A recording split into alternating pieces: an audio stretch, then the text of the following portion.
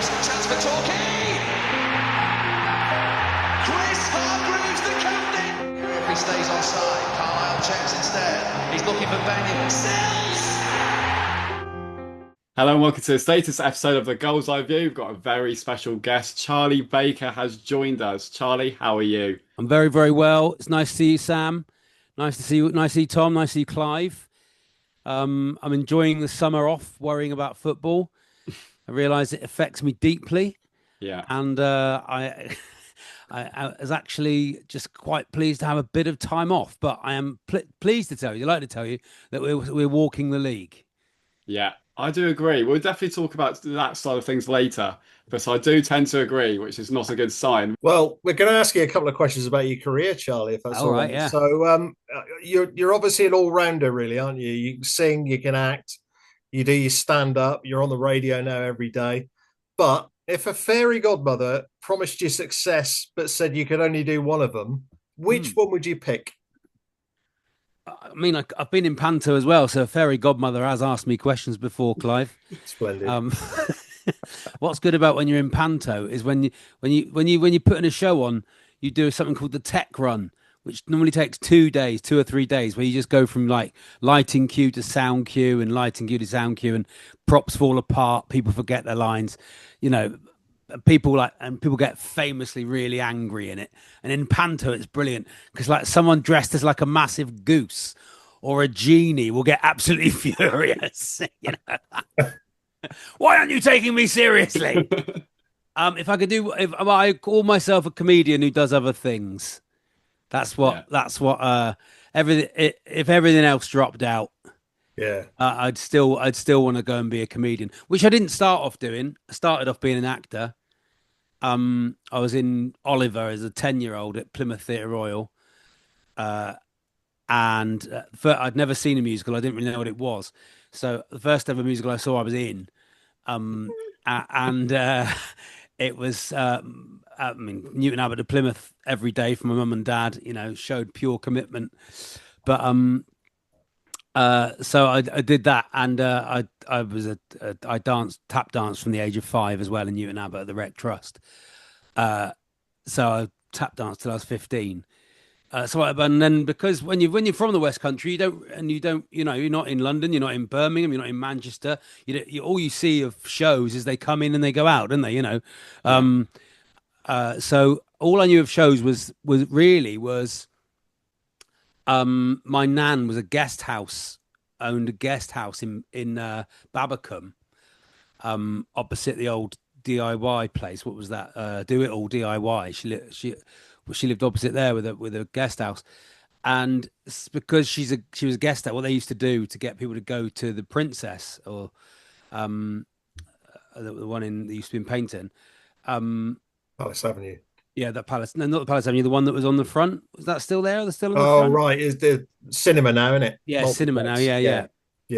They'd give guest house owners a couple of free tickets to recommend the shows to their guests.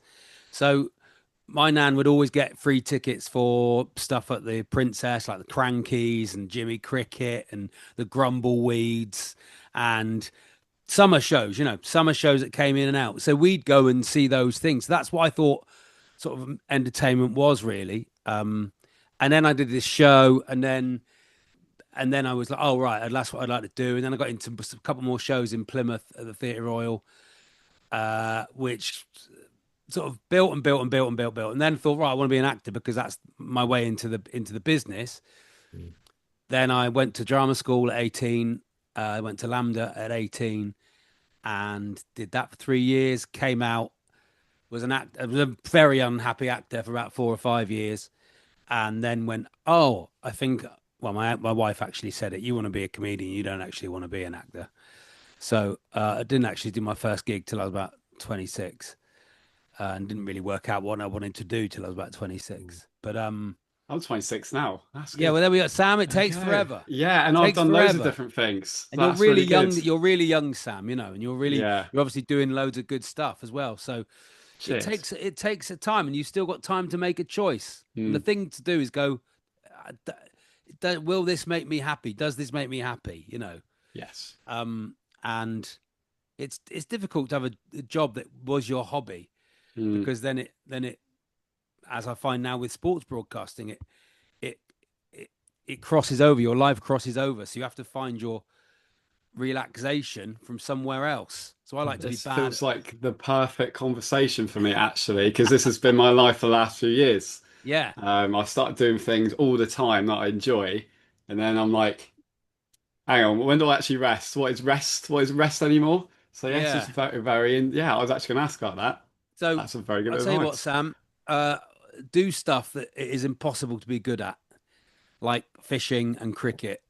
It is impossible to be good at cricket if you're not very good at cricket. And it is a great. It is a great. Clive will tell you. I'm sure Clive's played enough innings and been out for naught and not touched the ball in the field all day, but had a nice day anyway. Fishing, you can't force it. You can't force it with fishing. I'm terrible at fishing, but it's a hobby. You get involved. So, you don't. I think what in the current culture is because you can monetize stuff you are good at and your hobbies because of online platforms. I do my gaming. Exactly. So you can monetize Football Manager content. Exactly. But then I'm like, I'm not resting because I'm going home gaming. And I'm getting people come up to me in the street going, "Oh, I love your gaming content." I was like, "Great!" What I did, I used to be a musician. I'll be a bit different. Oh, great. I love when's your next Torquay United Football Manager video coming out? I love it, but I'm like, how do I act to that? Because I'm just going home there, then going right. I'm sat in front of my computer, and then I'm watching me game, and then I'm talking over me game, and then I'm editing onto TikTok me game, and I'm like, hang on a minute, I haven't rested for like 2 years now, so that's what I've been doing last month. This is very good advice. So the thing is, Sam, is find something you're not very good at, or take up something new that you've always wanted to try. Yeah. And then leave it at that. Yeah. You know when to leave. So I've started playing tennis in a league, right? And I'm awful. But I absolutely love it. I love being in a league. I love meeting up with strangers and playing tennis. Right? I'm awful at it. And I keep going, I could do a podcast about this. It's a great podcast. Yeah. Me meeting strangers and playing tennis. That's a great podcast. But I think don't just monetize everything. Yeah, that's what I do all the time. Oh my God. You have to rest your brain. You have to rest your brain. I've just started a Sunday League project. I'm going to be manager of a Sunday League team. Oh, and I was like, we could become the next like Dorky. We can start. I can do like 25 seat. No, just relax and enjoy it. Yeah. So it's difficult. So Torquay United used to be my escape. Throughout all that I just described to you, from the age of 10 to now, Torquay would be the other thing. That would be the main focus and the obsession outside of jokes and stand up and learning lines and learning to sing and learning to dance and the thing that would decompress my head was Torquay United. I also think it's good. I also think we are in a as Torquay fans, I think we are in we have a real positive in our life, which is we've never been very good. So you really have to love them. Shows how loyal we are. Shows you are. There's no glory hunting Torquay fan. There's no one who's saying it to be cool. True enough. Is there? Yeah. You've blown up most of our questions already. Here, sorry, Clive. What was the question, Clive? What would I want to do? A stand-up comedian. You want to be a stand-up comic. So who were your heroes then? Oh, yeah, go for it. Who? Well, heroes that did what? What comedy heroes? Yeah. So my granddad used to have records of. My granddad used to tell jokes a lot, and he'd always tell jokes like this. He was from London, and he'd tell jokes, and he'd tell you like that one. How'd you like? And he'd have his own catchphrase. How'd you like your eggs cooked? Right? When he would beat us in cards and stuff at Christmas. How'd you like your eggs cooked? Boom! Right? And he'd have his own, and he'd like. And he'd sing a bit like Bing Crosby and a bit like Max Bygraves, and I want to tell you a story, and he'd sort of do a couple of impressions, and I had an Uncle Freddie who would do card tricks and stuff, and my granddad Harry's sisters would come over, and they'd play the piano and sing, and his brother would play the ukulele, right? So they weren't showbiz at all, but they had this sort of vibe about them, like that was there. So my granddad would always tell jokes, and because of that, my mum's really funny. Mum's funniest person in our family. You know, really, really funny. It has always been really funny. Would always like a joke, always find a joke. But my granddad would tell jokes, and I went, God, he's really good at telling jokes. And then I heard he had this album, Max Miller, live in Holborn, and Max Miller was an old comedian who changed the game. Really took it from.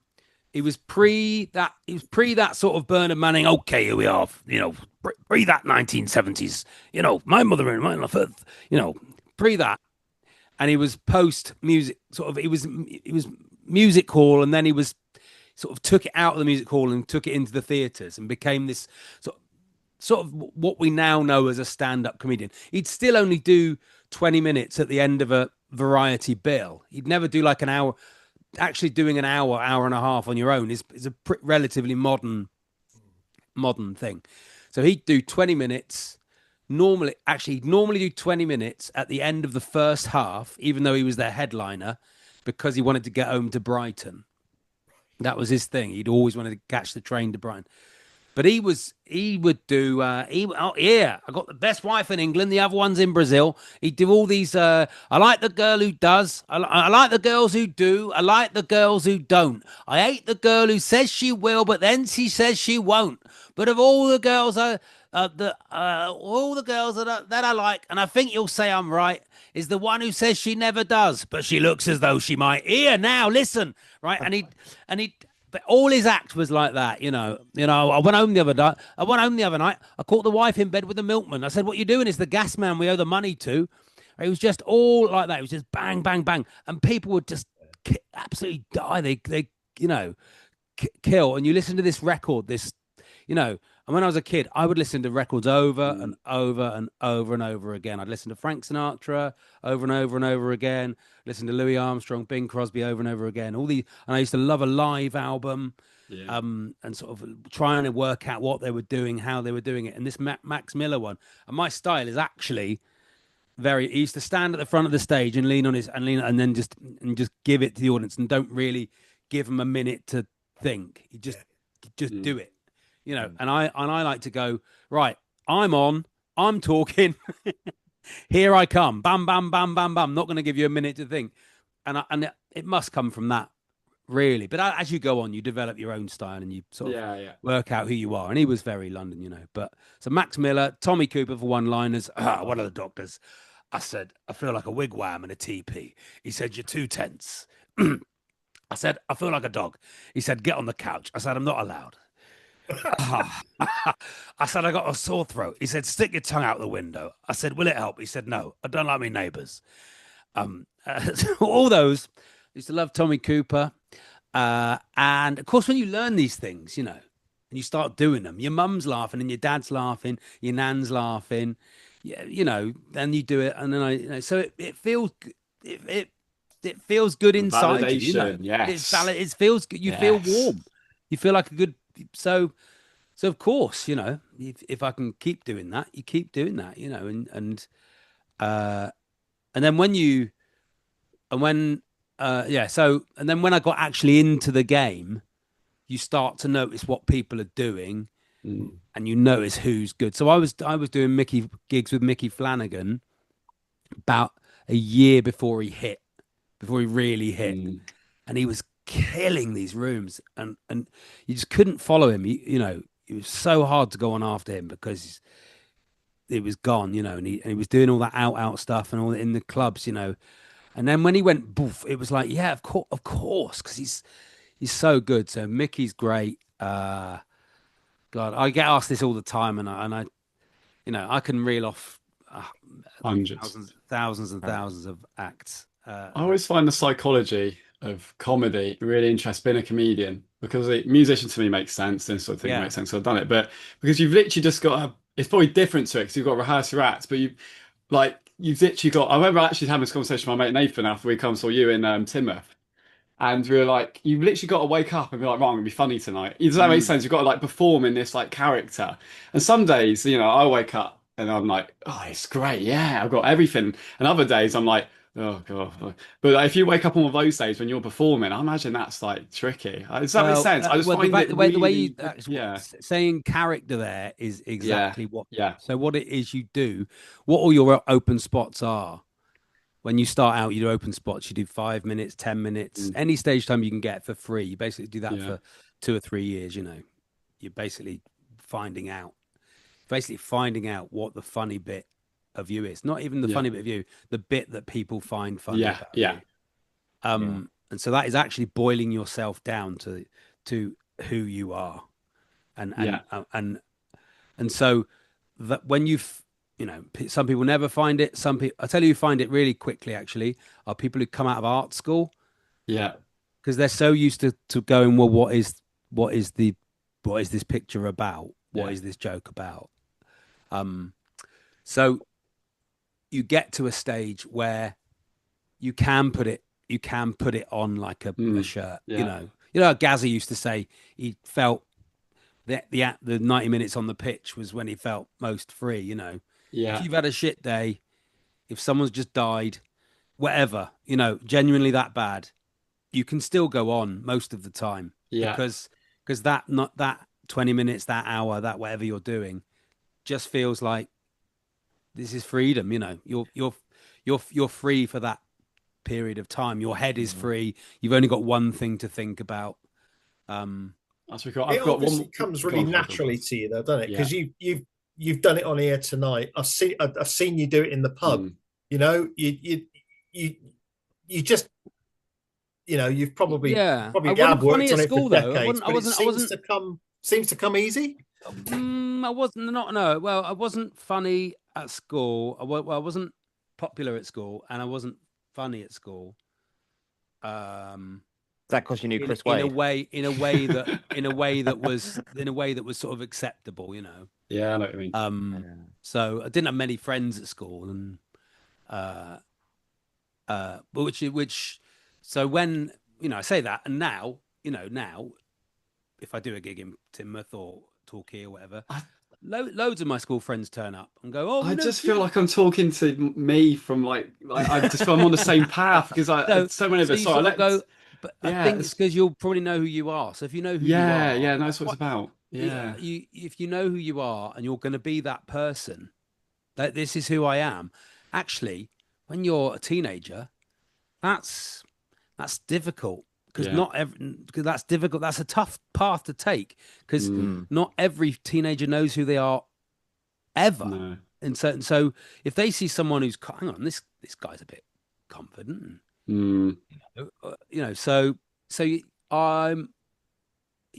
Have I always been funny? Not always been funny. No, I've always made my mum laugh, and I've always made my wife laugh, and always made people who genuinely like me laugh. And then what you have to do, Clive, I suppose, and Tom, is just back yourself yeah, Yeah. yeah, I agree and with go, that. this is me. And also, the business, the comedy industry, you won't make any money pretty quickly if you're crap. yeah. Yeah. I think You're not going to make a What living. Yeah. What age when did you kind of think this is what I want to do as a career? I want to get into entertainment. Well, all of it. Yeah, Oh, yeah. When did pretty it kind of click that this is the career path I want to go down? pretty early, Tom. Pretty early. So I tap danced from 5. My mum said I asked to tap dance, and I tap danced from 5. And we did like little shows at the dance school, which I used to absolutely love. And I was the only boy at the dance school for a long time. At the Rec Trust, I did, and so because I was the only boy, there's a separate syllabus for boys. So you do classes with the girls, but I'd have a sort of private lesson at 4:15 till 4:45 on a Thursday night, and I asked for it to finish at 4:45 because where we used to get the dance school had big windows, and the windows looked out onto Newton Spurs training ground, All right, yeah. and they used to train. They'd train from 5 o'clock, and I'm in there in jazz shoes and dancing. and they're trying to basically hit the window with the ball while I'm doing it. So we budged it forward, you know, because I was like, look, I really want to do this, but I don't want to close the curtains, you know, and so it was always sort of this is a what is it? And if that was in a film of my life, that'd be a real Billy Elliot moment, wouldn't it? There's me dancing, and a ball comes through the window, and it's Newton Spurs star striker Gary Breslin, or whatever he was called, you know, going, look at you, you know, and then on we go. So I knew.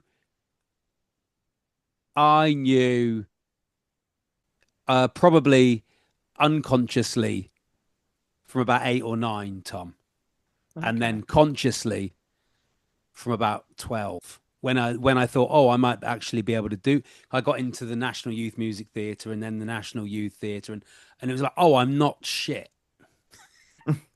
Oh, right. So it's like being a footballer, you know. You know, everyone starts off at 6, 7 years old and can play, but it gets. I don't know when.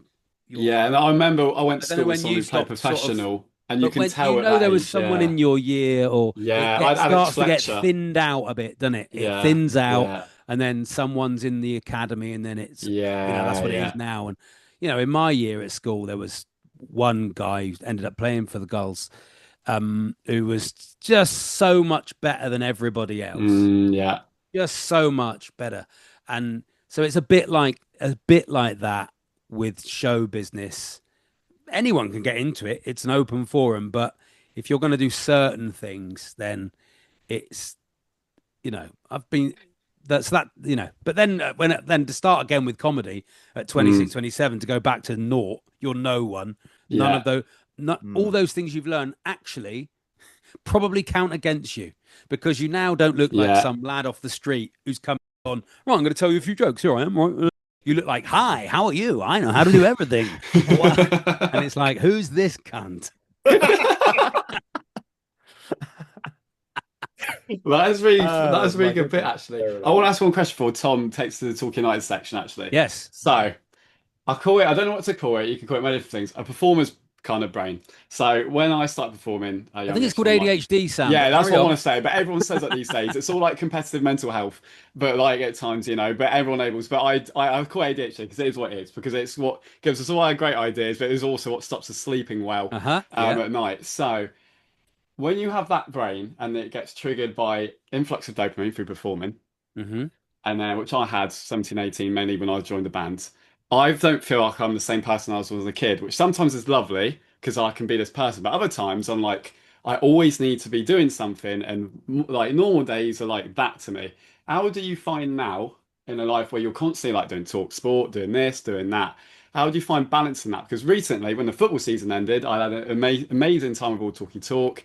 I was literally like, oh, there's a load of stuff I've ignored in my own life. And I basically had to go into a dopamine rehab for a month to like just hide away, not like monetize anything. I was like, oh, this is a bit brutal, which really helped. How would you actually, for advice to someone like myself or anyone, how would you actually cope with this kind of life like that? Make it work. You know, my son is ADHD. I don't think you mind me saying that. We had him diagnosed.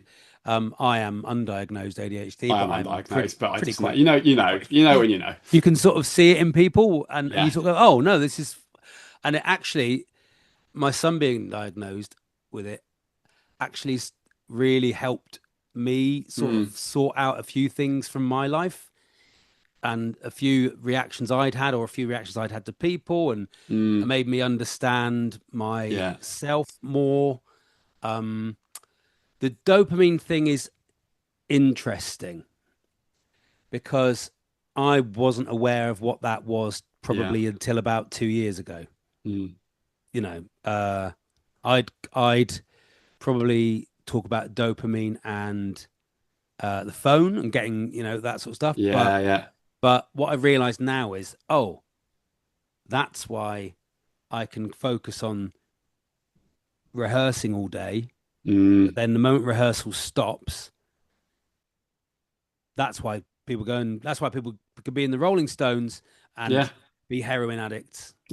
And because I'm alcohol free, but I'm constantly wired all the time. Your choices I constantly feel like I'm buzzed all the time. Booze, you know, sex, drugs, rock and roll, basically. So it's finding something that you can do that will. Well, it's actually, I think what it is actually, Sam, is recognizing your triggers. Yeah. So once you recognize what triggers you, you can go, okay, that's that. So I'll just ride that out for a little bit, or try and push that into something positive. Weights is good, Sam. Weight training is good. Yeah, no, I've started doing little bits of that as well. Heavy weights is really good for that. Natural dopamine, like exercise. Fishing, Sam. Fishing is great. Fishing is great. Yeah, no, natural things. That's what I've done in the last month. Because fishing is great because you are sitting waiting for the hit of dopamine when you catch a fish. Yeah. But at the same time, you are stopped. Yes. You have stopped. Also, try just those things like that mindfulness stuff, or try brown noise, Sam. Yeah. Brown noise. Could do. I listen to music heavily, but I know some brown noise. No, so brown noise. Brown noise, I recognize. So brown noise is basically the noise you get when you are on an aeroplane or on a long car journey. I am convinced as well is why people like listening to Test Match Special, because the sound of Lords, that hum is brown noise. I fell asleep to. I got really into a couple of years ago. I think it's for personal. I fell apart. Could argue, but I got really into watching. Like Murray Walker when he used to and I was like these old touring things. I was falling asleep every night to there you go. That's why men fall asleep to Formula. It's why men fall asleep to Formula One. Yeah, why men? Honestly, I fell asleep to Murray Walker for about a year of my life. Like I got old season reviews from the 80s. From Reddit to now, 7-hour reviews are brilliant. I wake up and Murray Walker was there for me to go sleep. Just go on. If you put in brown noise into YouTube and listen to it, I promise you, it'll relax your brain. It'll relax your neck. White noise or brown noise. Some people like those. So, but hobbies wise, find something. Oh, painting as well. Drawing, painting. Those things. My music's very good for me. Something that you write got. A lot. Yeah. Something that you got, and also something that you got with that energy. Yeah, you get something that you know. Yeah. I am the world's worst drawer and painter, but I like doing it. So, is there a reason to do anything other than I like doing it? Yeah. Everything you don't have to show anyone. Everyone's so obsessed now with showing everyone everything and putting it on Instagram and everything. Yeah, and you don't have to show everyone anything. You just do what you want. Yeah. I don't think I've been inspired by Charlie Baker, but I have. Not in this way anyway, but there we are. Right. So I'm looking forward to Tom Kelly's Torquay questions. Yeah, right. I don't think Brown Noise will work for Come on, Tom. Because I work on planes all the time. Well, don't fall asleep, Tom. I don't fall asleep. Even as a passenger, I cannot sleep on planes. So it's like I'm just cursed. Different thing. Suppose welcome you to a official Torquay United podcast, by the way. Oh, thanks, Tom. Yes, very good. It's a very good one as well. Thank you. We do try our best, don't we, guys? So you mentioned it briefly in your intro about going to Torquay games at quite a young age. How did you get into Torquay United Football Club? Can you remember your first game, the whole Torquay experience? What drew you into the club at the time? Yeah, I'm going to say it on here. I've said it before, and I have to put my hands up. I was a Liverpool fan for 6 months, and I can only apologise. We all had that phase. It's not a pure blood. It's a real shame, 6 months, Torquay fan, a Liverpool fan, and my dad went, they play football up the road, don't you? I was like, what? And he went, oh yeah, I'll take you. So he took me to a Burnley game. I was convinced it was a Wednesday night, but it wasn't, because I found the program and it was a Saturday afternoon, and it was a draw, and I just loved it. We sat in the family stand. I don't think it was 1986, so I don't think it would have been the family. Will it have been the mini stand then, Clive? Yeah, well, Bateson put seats in it after it was the mini stand, didn't he? Yeah, you might have been sitting on benches maybe at that time. Yeah, and the other thing was, reason we went is my dad had a board my dad ran Key Garage in Newton Abbott, Fiat D. I don't know if you can see it. Ah, right. And he had a board round the side. There is the board between the bay line and the Latham. Yeah, Fiat. And he had a board round the side. So we'd always go and look at there's the board, right? Which was exciting because that's like show business, you know. That's like my dad's got a board. Oh, my dad's got a board here. You know, when you're sort of 10, you think, yeah, I'm part of this. I am really part of this. And I do spend my life now watching as many old videos from the 80s and 90s as I can, trying to spot my dad's board. And that's the only photo I've ever found. This bloke, I bought this photo off this bloke. He said, "Why do you want this photo? Just of some random keeper." I had to ask on it's Rochdale. I had to ask on Twitter what the team was because I couldn't work it out at all. But it's Rochdale. It must have been their away kit, wasn't it? Yeah. So we had the board, and we knew a guy called Mike Beer from Round Table, and Mike Beer used to be on the board of directors. So that was me thinking, wow, we are part of this. In no way are we part of this. Just sponsored a board around the side, hand painted. I'd love that. It's hand painted as well. I'd love it now. I'd have it in my house. I don't know where.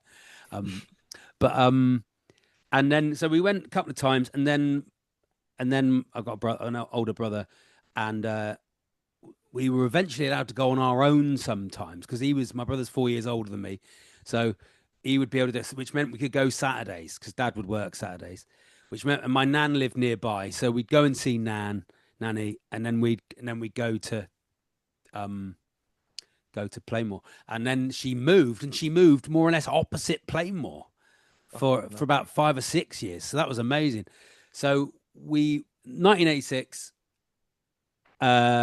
onwards, and then we started standing on the pop side, which of course is unbelievable when you're 11, 12 years old because there's everyone swearing and shouting and singing. When are you with big groups of people singing other than at church, or and also at the end of every game, then you'd run on the pitch. All the kids would run on the pitch at the end of the game, and you'd meet these blokes who just now seemed like giants, when I think back, and you'd get the smell of it all, and it was just so exciting. I didn't know it was crap. It's the thing. No, you didn't. You don't, do you? You don't. I mean, and it doesn't really matter, even to this day. It doesn't matter. Really, no. It was the most glamorous thing I'd ever seen. I'm a bit older exactly. than you.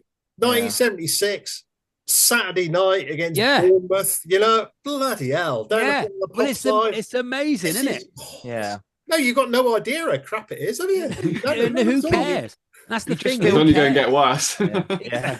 Well, it'll never get worse. You feel like you belong, don't you? As soon as you enter the club, you feel like you belong there. The first time, a lot of it is all first time we all probably felt like we belonged somewhere. You find a tribe, don't you? Find a tribe. Tribal roots, yes. And then what followed in 1986 wasn't a great year, and then followed was the Bryn year, 1986. And then what followed that was Cyril Knowles coming in, and the Spurs night with Derek Dawkins. I was at that, and I've bored everyone to tears. I've ever met about that and Bryn my whole life. Because that was proper Spurs team as well, Sam and Tom. That was like Gary Mabbott, Ray Clements, Johnny Method, Clive Allen scored 50 goals that year. Clive Allen scored 50 goals. Yeah, they were really good, weren't they? David Pleat's team, wasn't it? Yeah. Tell you what, when I went to university, with me in my suitcase was a cassette recording of the second half of that game. Really? I was there, but my mum had taped it off the radio. You haven't got it still? No. There's a really good on YouTube. There's a really, really good highlights package, and there's a full game on there as well of the Swansea playoff second leg. Oh yeah, is on YouTube, and I watch it as a special treat on my birthday every year. Because we lose, but it's just the pitch. The pitch is unbelievable. The weather is unbelievable. Dave Coldwell's in it. It's just we go 2 or 3 down, and then we come back and we draw and we lose on away goals, and the Swansea lot are sort of in this sort of pig pen at the end, and the place is packed. It's absolutely rammed. If you can watch it, it's absolutely. I mean, because you can watch it, you got YouTube. It's perfect. But then we had a run of that. We had a run of that, and we had the Sherpa Van final. We had Coventry City. We had West Ham, Birmingham. You know, we had all this sort of run of great games, but alongside having a really good team. We had a good team at that point, and yeah, and then it was just, and then we just go all the time, you know. Just went all the time till I was about I reckon about 18, 19. I went to drama school in London, and then I'd go to like Barnet and Leyton Orient and the away games and stuff. But I never stopped wanging on about them. And this is this thing you meet. Some people do. They go, "Who do you support?" And you go, and you're in the middle of London, you know, who do you support? Because our men talk to each other in it a lot of the time. Because they can't talk about their feelings. So they...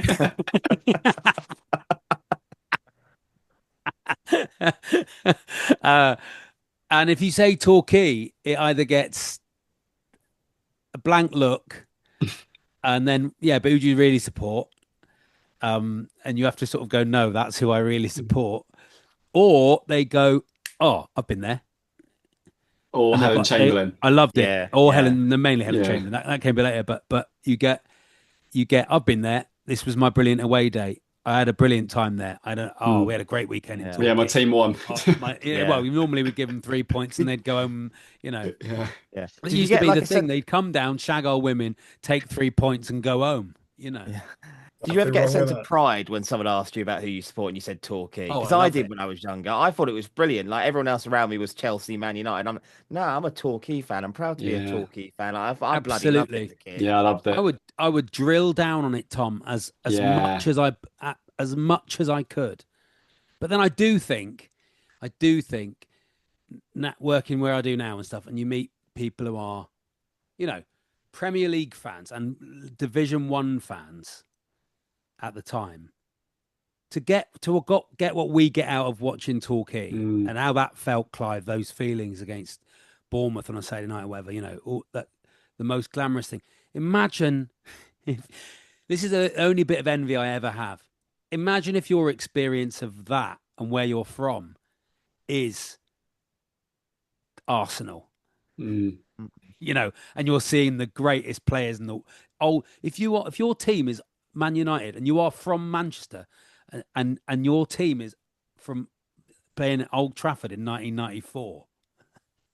My God. I mean, I maintain that it feels the same, that us winning the National League South is the same feeling as people winning the Champions League. And I maintain that because winning is winning and it's the thread of who you are. You know, but I totally understand if Torquay ever got to a level in our lifetimes where we were playing, I'm not saying Premier League, but like League One, League Two, even get again. back in the league, Sam. It's playing that again would be really special because I'm originally from Leicester, and a couple of times I have gone to watch Leicester, and I'm like, oh, it's a different world when you see like a game like that, isn't it? It's just like wow, it's it's not totally you, don't you? And I come back and it's like it's not us, but it's like.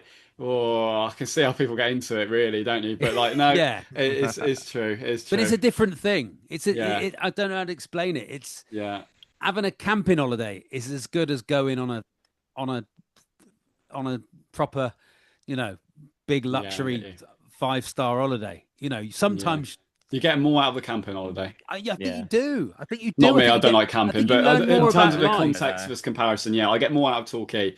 Like last season. Some of the moments we had last season were just unbelievable. We'll talk about actually over the last. I will. So before we carry on, before we move on from that point, go for it. My son says to me sometimes, "They have ruined your life, Dad." My dad always apologizes.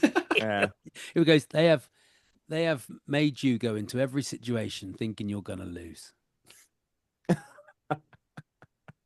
Makes the rest of your life look better, though, doesn't it, Charlie? It does. Exactly. It does. You go into every social situation 2-0 down. You do. You go in. You do 2-0 down with. You go into every situation and hear after 5 minutes that Truro have scored 3 goals. It's water off a duck's back, isn't it? You don't care. I've been here before. Yeah. You think this hurts? We're dead already. That's why my personal life's always been the way it has been. I've always gone in with a 2-0 down mindset. It's like, yeah, listen, who cares, mate? I'm used to it. I'm used to a 1-0 away defeat. Come on. We're only sharp the last 10 minutes. Tom, did you get the answer to your questions or not? I don't know if we did. Give us good content. I feel like we've had quite a lot of content, Charlie. No, it's all good. Okay, it's all good. I was going to say, who was your... Before we move a bit more on to current day talk, who was like your first real Torquay United hero? Oh, Mark Lorham, who I maintain. God, look up some Mark Lorham. There's some Mark Lorham highlights. Oh, who did we play? We played someone in it. Who did we play, Clive? Can you remember? And he's on some highlights. I remember going. And it's like a Birmingham or it's a QPR or someone. And he runs the game. He was sensational. He was honestly an unbelievable winger. Absolutely. We were so lucky with him, weren't we? Because he's Brixham, wasn't he, Clive? He was from Brixham, and he's had his demons, I think, Mark. Yeah. And what that meant was that he didn't want to play football in London because he wouldn't be able to go out with his mates in Brixham. And what that meant was he came back and he played 300 games for us. Yeah. And we were so lucky with him. Unbelievable. So Mark Lorham. I used to love the goalkeepers. I used to love Kenny Allen. I used to love Kenny Vasey. I've seen. I used to love them. I used to love John Uzel. When we signed Tommy Tynan for a bit, that was exciting. Dave Caldwell, Sean Joyce, I used to love. Me and my brother used to love Sean Joyce for some reason, but we did. We thought he was excellent, tough. Paul Smith, we had a player. Do you remember him, Clive? He was like a winger. Quick, quick. Yeah, he was good. Oh, I used to love them all. Absolutely. I just used to could go through. I used to love the team. Then Rodney Jack turned out, and that was amazing. Rodney Jack was brilliant. And then Jason Fowler, Alex Russell. Hilly was just always there, wasn't he? It was like he was never going to go anywhere else. He was amazing, but you knew he was never going anywhere else. He used to stand near his mum as well. Come on, Kevin! On the come on, Kevin! But yeah, Hilly, yeah. I wish we'd brought more local lads through. I hope we do that. I genuinely hope that's what happens going through. I like the team. Well, we'll move on to the team, but yeah, I used to like it when we had a connection. When there you can't beat that connection, can you? No, I mean that's one of our one of our own. Who's the last one we had? Matt Hockley, maybe. You see, and that's a different. He was different, wasn't he, for us? Because he'd give it. He'd have a go, wouldn't he? Absolutely. He'd have a good go, and then. Well, then they shut it down, didn't they? They shut it down famously. Jamie Reid and Kiefer Moore and Ollie Watkins. We've missed a lot. Only cost us about 15 million quid. Yeah. And probably our league status. So other than that, it's gone well. It was a good business decision. Exeter's they're beneficiary of that, yeah. Because they've had all our players, and the money that's kept them afloat for years has come from their youth. Brilliant, really. Yeah, but shows you can do it in Devon. I'm sick of hearing. Sick of hearing. We're only not because we're in players that want to move. Yeah, well, we can. So, and we're already on the way. So, what's made of the last 12 months? Obviously, we all know how great many things are, but like, what has it really meant? Like going from obviously what we had before to now. Just sum it up as quickly and all that as I can. We when it's going badly on match days or at the end of the season, John and I from the National Obsession will go. We had our chance. We could have shut this club down. We've had our chance. We had our chance of escape.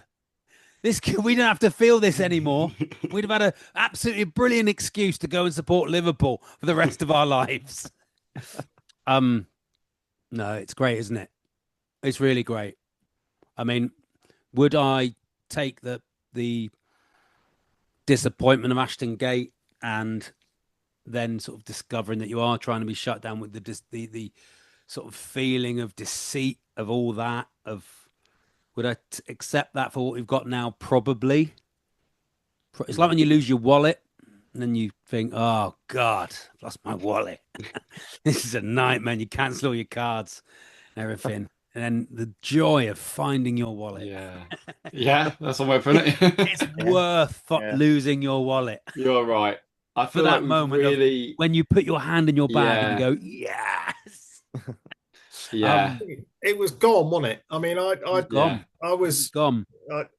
I shouldn't probably say this, but I was listening to a couple of your podcasts from the time this morning just to kind of remember it really. And, you know, the week before Osborne left, I mean, it was just, we were just waiting for the club to die, weren't we?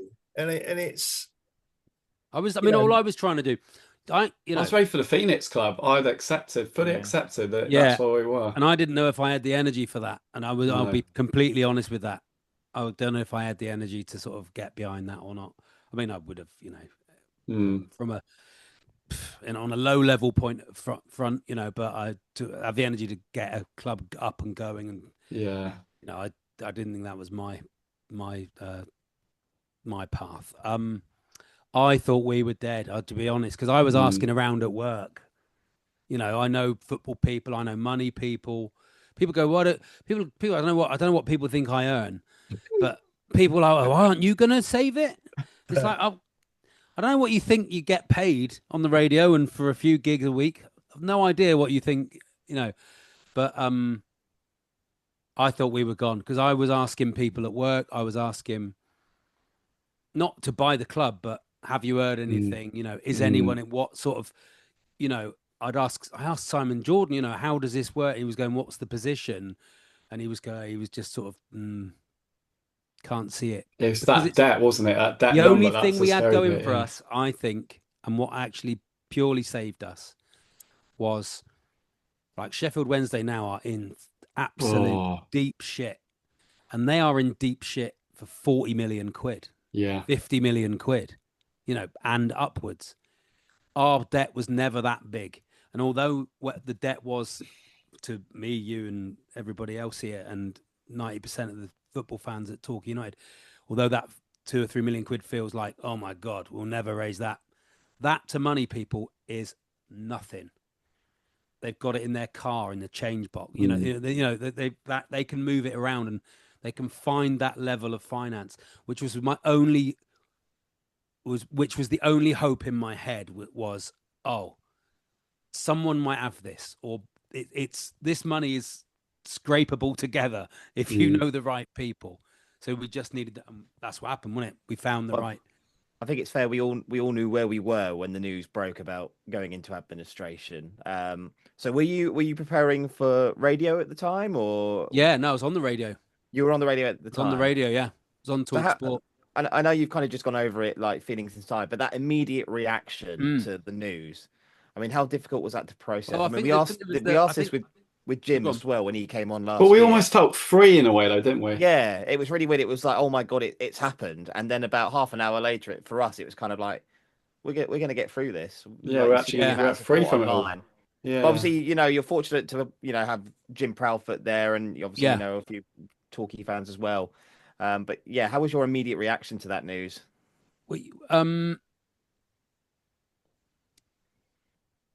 It's so odd, isn't it? The club is such a, until, you know, to quote Joni Mitchell, you don't know what you've got till it's gone. I've always known what we've got. I've always known how special it is and what we've got. And I mean, most people feel like this about their football club. I will say that, you know.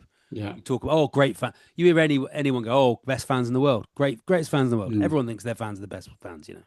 Except Northampton fans. They know they're all cunts.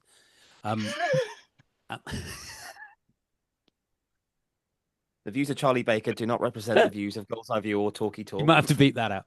Parental advisory on this one.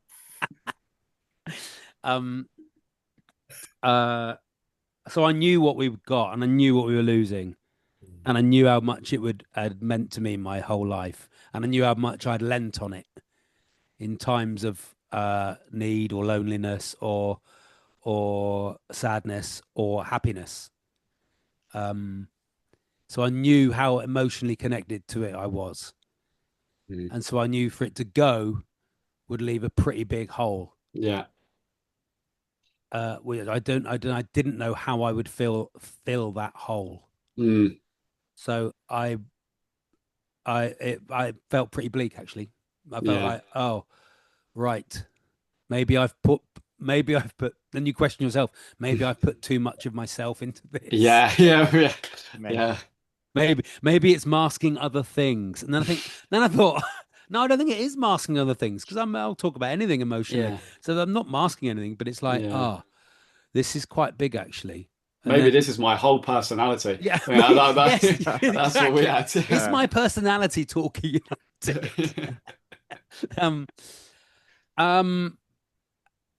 And then I wrote a thing for the non-league paper, and actually I wrote a thing for the non-league paper, and in that I talked about this. And what was weird was people started texting the show, and what normally people text the show is pretty grim. Most of it you can't read out, but there was not one negative text about Torquay. There was not one negative.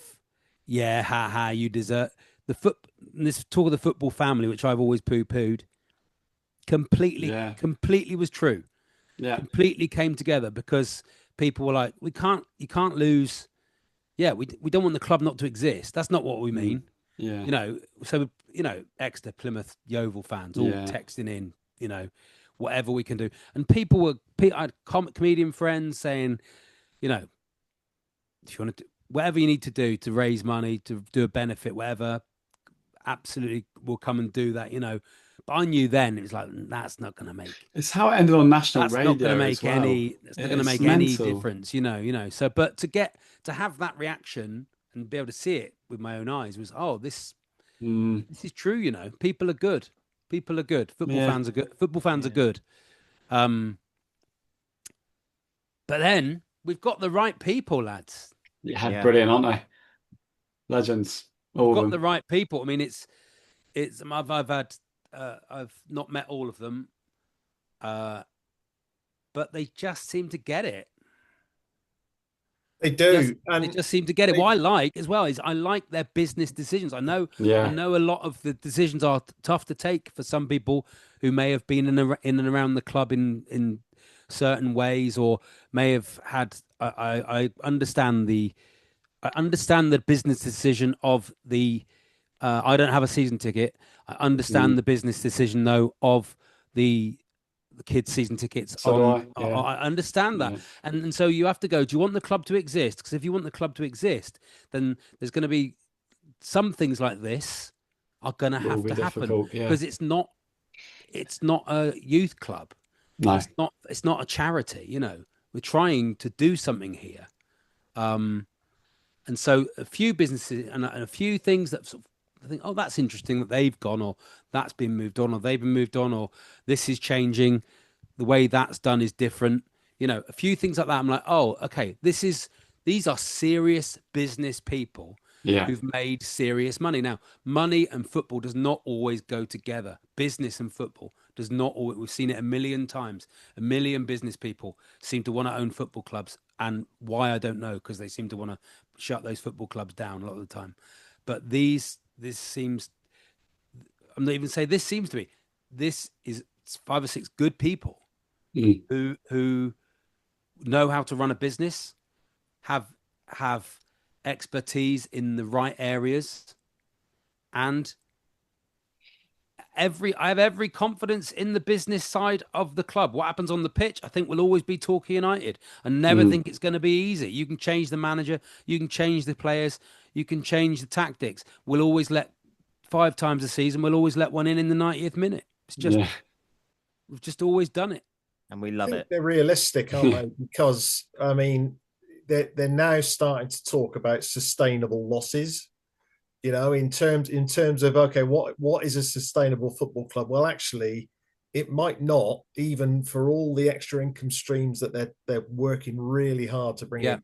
It might not make a profit, and you know. You look at League One and League Two, and that's even worse. It's on steroids. It's because you have to spend more the higher you go, so you make more of a loss. So there is some realism there. I think the season ticket decision perhaps could have been.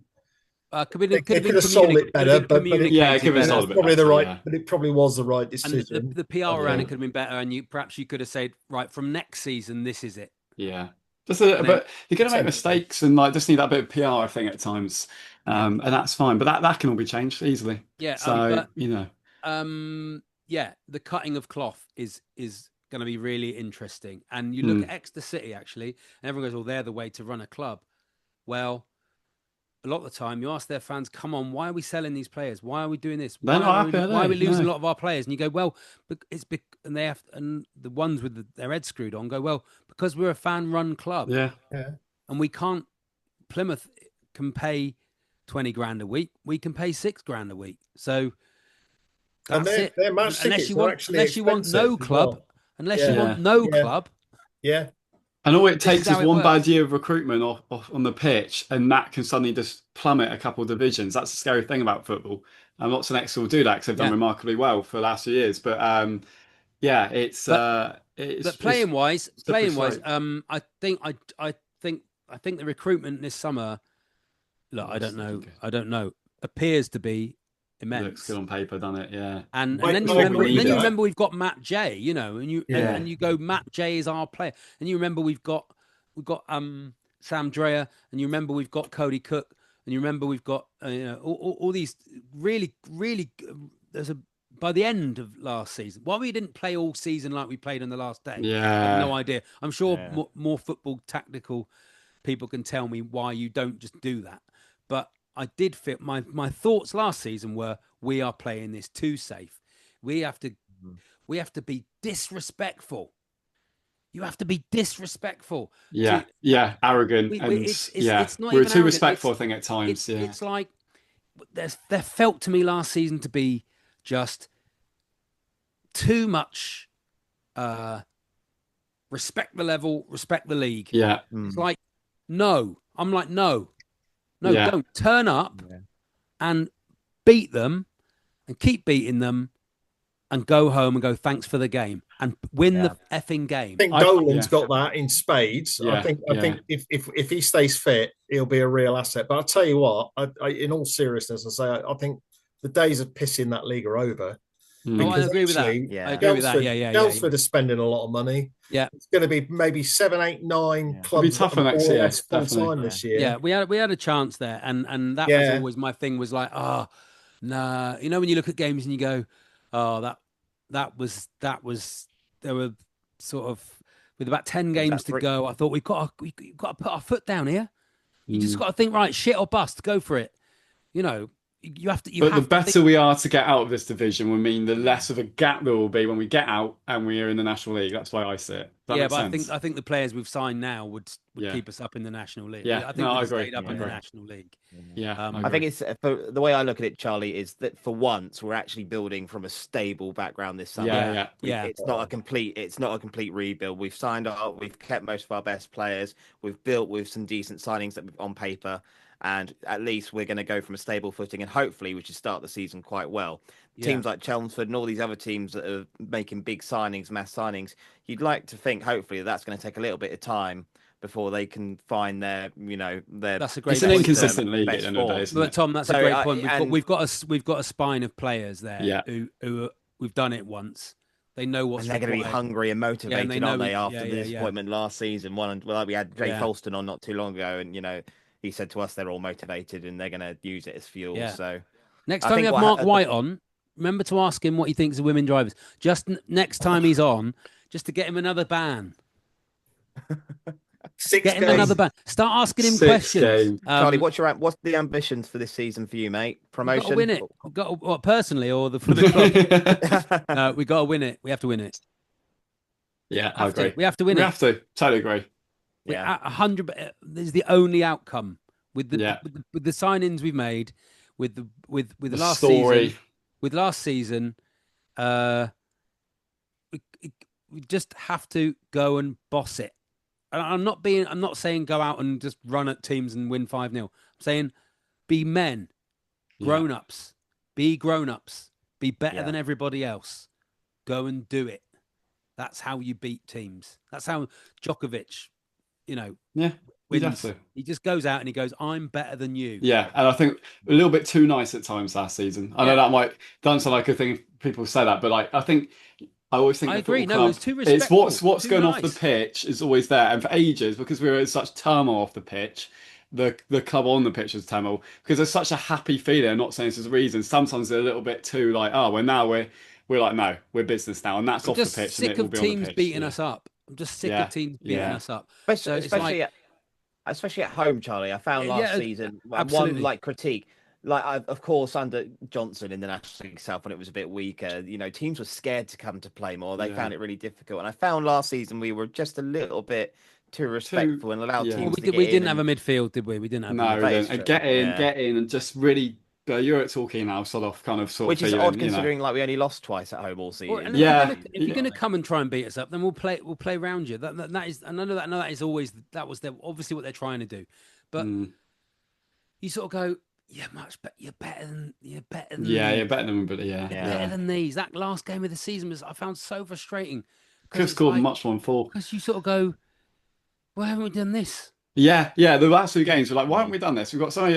We're going 1-0 up. Why are we not going for a second straight away? Yeah. Why haven't we done this against, Weymouth?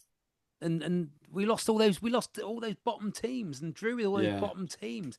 It was like, oh God, can't do it. And result, wasn't it? That's the respect. Yeah. That's the respect at level. It's like, beat these fuckers up. Beat them. Not as easy as it used to be, mate. It's not. It is a better level now. Charlie, but football's not a complicated sport either. So good point. It's got to do what you got to do. But I trust. I think we've got the right people. I think we've got the right team. Right team. Definitely. Finally, because we're going to so much of our time already. What is you said about your goals? Like, what are your next goals? Sort of stand-up comedy, all those sort of things. Are you writing at the moment, or are you just... I'm writing a new show. I'm writing a new show at the moment. It's called "What Are You Even Doing?" Because people, the main thing I get texted. I brought it up on myself because I called a quiz show called "What Are You Even Doing" on TalkSport. The question I get asked a lot is, "What are you even doing?" But I've written a show, and it's a list of people who I find really annoying.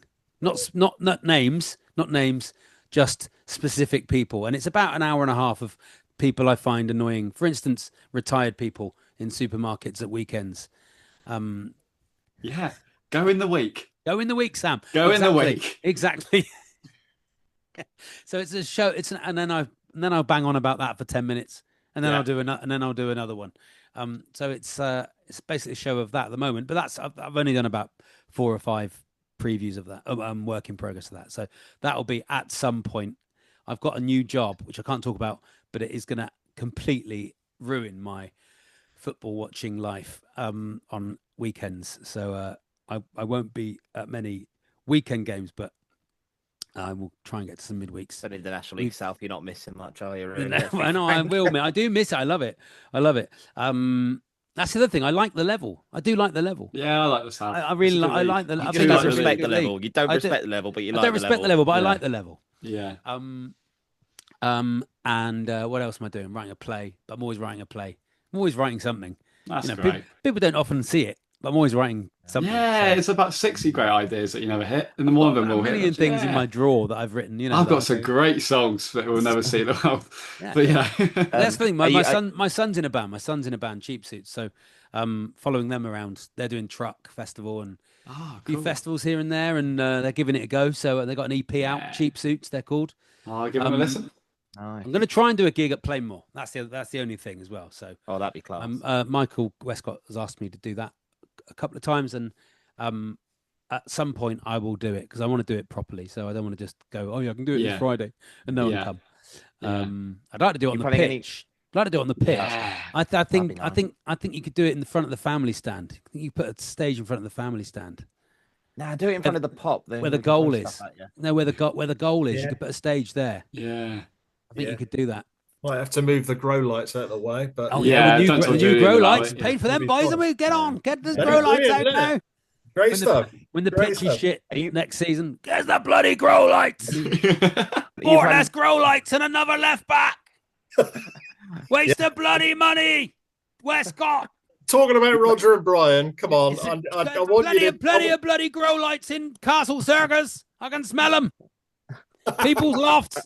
Who's your favourite character off Nat Hobbs then? Roger and Brian. John and I want to do solo only Roger and Brian. Is how we do the whole podcast if possible. No, but I love doing Roger and Brian because they're so real. Because we don't even have to think about it. If you go and sit in the family, not in the family, go and sit in Bristow's. Yeah. Find 25. Yeah. Bloody More hell! Johnson. You bastard! You bastard! Grow lights, no lights, more like bloody hell! Oh, we love it. Oh. We absolutely should have love Roger it. and we'll come on. Me and John will come on as Roger and Brian. Yeah. We'd like to do a whole match on the commentary as Roger and Brian. Bloody hell! More rubbish. But I don't think we'd last. You did that watch along, didn't you, against Yeovil a couple of years ago? Yeah, we did that. God. That was when we lost. Yeah, we thought we were going out of business. Yeah, that was like a razor blade job, wasn't it? God, we got a couple of ideas for this season because we have to keep it. We have to keep it fresh and real, but also we have to try and attract people who don't just support Torquay. And all we ever end up doing is talking about Torquay. So it's like, oh God, we've got a couple of ideas for this season, which we'll do. So we'll see. How can people listen to your National Obsession podcast? Wherever you get your podcast, Tom. And I don't know where you get yours. But people can listen to the National Obsession. You can hear me on TalkSport Tuesdays and Thursdays, 1 till 4, and Saturday mornings, 9 till 11. The game day warm up. Go get it. Can't stop it. And you can find me on Instagram. I don't really do Twitter anymore, but find me on Instagram, and I do things on there as well. But I have a new job that will be announced in the next couple of weeks that you might want to listen to as well. So we'll find out. Lovely. Good luck with that. Whatever that is. Cheers, boys. Well, I've enjoyed it. Thank you for joining. This might actually be my favourite. Yeah, we've done so many good ones. Have me on again, sort of Christmas time or when we know a bit of what's going on in the season. Yeah, I'd love to. No, honestly, from a personal point of view as well, it's been very inspirational. Oh, good, Sam. Well, ask me any ADHD tips ever. Yeah, I'll ask you at 4 a.m. when I'm thinking the most. Yeah, you're going to get into fishing now, and then you'll be, I've gone mad about fishing. Just constantly fishing. Like a clip of Warnock, cover like that. Where's Sam? Why is he not talking anymore? He's on the bloody bank. It's on the bank, constantly carp. Don't get into carp fishing. That way madness lies. Get into spin fishing for perch and pike. That's what you want. Yeah. Tickle some thank you very much. All right, lads. Right. I'll buy you a pint when I see you at the next worst town in England. Sounds good. Cheers. Right, take care. Cheers, boys. Thank you. Bye. Bye now. Bye. Here's Hargreaves, chance for Torquay. Chris Hargreaves, the captain. He stays on side. Carlisle checks instead. He's looking for Benyon. Sells.